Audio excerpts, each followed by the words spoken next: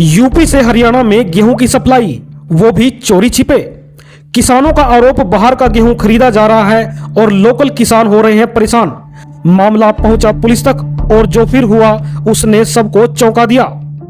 जिला यमुनानगर के कस्बा व्यासपुर के कपालमोचन क्षेत्र में एक बड़ा मामला सामने आया है, जहां यूपी से गेहूं से भरा हुआ 3 ट्रैक्टर और ट्रालियां हरियाणा की मंडी में सप्लाई के लिए पहुंच गई।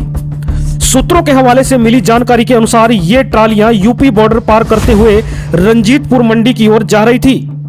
इसी बीच भारतीय किसान यूनियन चंदूनी ग्रुप के सदस्यों को इसकी भनक लग गई।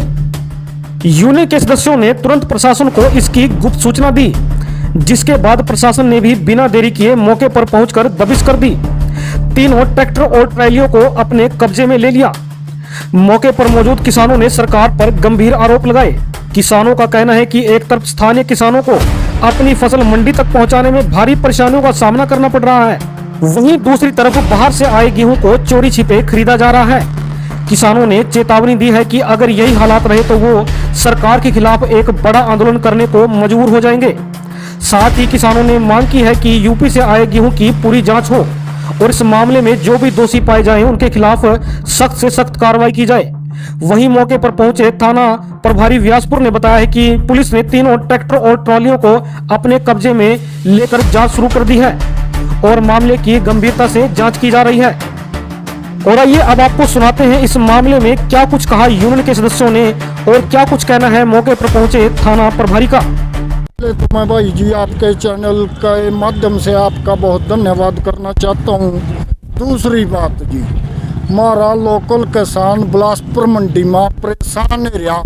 आप मेरे गांव में जाकर देखो जी, चिंगड़ोली मेरी एक ट्राली 125 क्विंटल की 9 दिनों यूँ कटी खड़ी और नहीं तुल रही जी। यूपी का माल 300-300 क्विंटल के ट्राले यूपी से आकर दड़ाले से बिक रहे।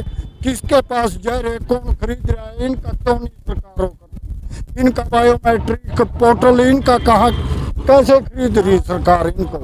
अभी हमारा प्रशासन पहुंच चुका है, देखो प्रशासन क्या कार्रवाई करता है इस पे देखते हैं। बाकी हमें सरकार से गुजारिश है भी ये जब हमारा नहीं खरीदा जा रहा बाहरली स्टेट का कैसे माल ले रहा हमारे उसमें।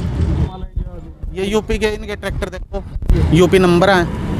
इतना बड़ा ट्रेला हमारे यहाँ से तो आता नहीं है, इतनी क्यों नहीं होती इतना बड़ा जी। तो ये माल 2 नंबर का माल है यूपी से और हरियाणा की मंडियों में बिक रहा, इसको रोका जाए। ये यूपी से सस्ते रेट पर खरीद कर और हमारे यहाँ के आड़ती इसको सस्ते रेट पर खरीद करते हैं। हमारा रेट तो है जी जो 2585 रुपये का है, वो आड़ती को देना पड़ेगा, गवर्नमेंट को देना पड़ेगा।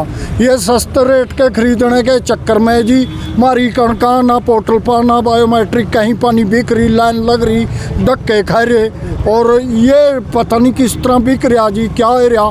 तो कितना जीरीमा घोटाला लिया उसका नहीं कुछ हो, आज लग कितनी ट्रालियाँ पकड़ का दी, अब गेहूँ की पकड़ का दे रहे, तो बताओ कैसे होगा जी। मारी बिकदी नहीं बाहर की है कभी करी।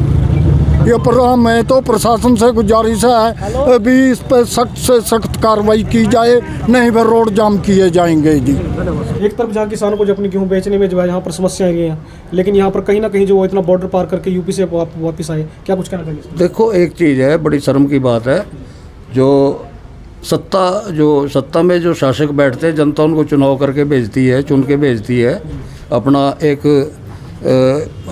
बहुत ही एक वोट देके और उनको चुन के भेजती है, अपने कामकाज को ठीक करवाने के लिए भेजती है, जनता की सेवा के लिए उनको चुना जाता है। लेकिन देखने में अक्सर ऐसा आ रहा है कि जितने भी फरमान जारी करे जहाँ सरकार की तरफ से, वो किसान के विरोध में ही हैं।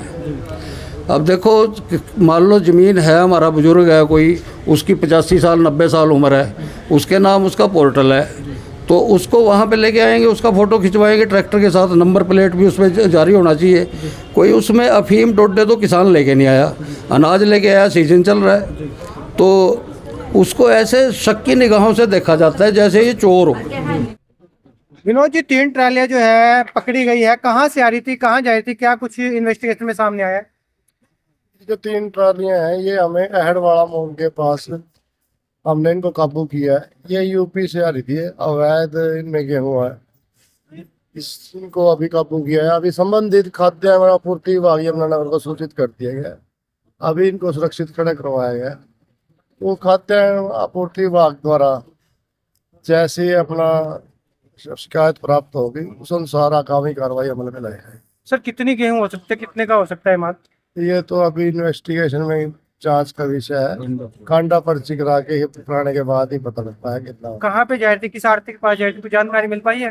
ये सब अभी इन्वेस्टिगेशन के बाद ही क्लियर हो पाएगा किधर जाए। तो डीएफएससी को बता दिया गया इस सूचना? खाद्य एवं आपूर्ति विभाग को सूचित कर दिया गया। तो सर ये जो ड्राइवर थे ये कहाँ के रहने वाले थे, क्या कुछ बताया इन्होंने? यूपी के ड्राइवर इसमें यूपी के ही रहने वाले हैं सभी driver.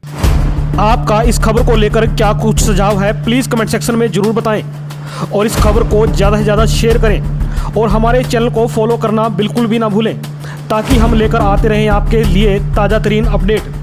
Thanks for watching 7X Haryana, जिला यमुनानगर, खंड व्यासपुर।